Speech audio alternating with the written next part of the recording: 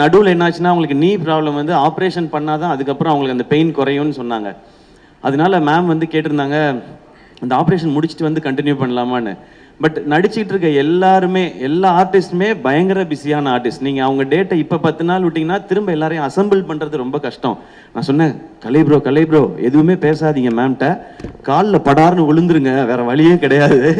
இதை மிஸ் பண்ணுன்னா நமக்கு கிடைக்காது, நீங்கள் மேம்கிட்ட போய் சொல்லணும். அப்புறம் மேம்கிட்ட எக்ஸ்பிளைன் ஒன்று புரிஞ்சுக்கிட்டாங்க. மேம் நீங்கள் நடக்கிற மாதிரி இருக்க போர்ஷன் மட்டும் அப்புறமா எடுத்துக்கிறோம், அதில் நீங்கள் மட்டும்தான் இருக்கீங்க, மற்றதெல்லாம் எல்லாரோடய எடுத்து முடிச்சிடறோம்னு சொல்லி ஒரே ஸ்கெடியூலில் எடுத்து முடித்தோம். அப்படி பண்ணாதான் இது பண்ண முடியும். ஏன்னா இன்னைக்கு நம்ம இந்த பக்கம் உட்காந்து படம் நல்லா வந்திருக்குன்றதுக்கு அப்புறம் நம்ம இதை பண்ணிட்டு இருக்கோம்.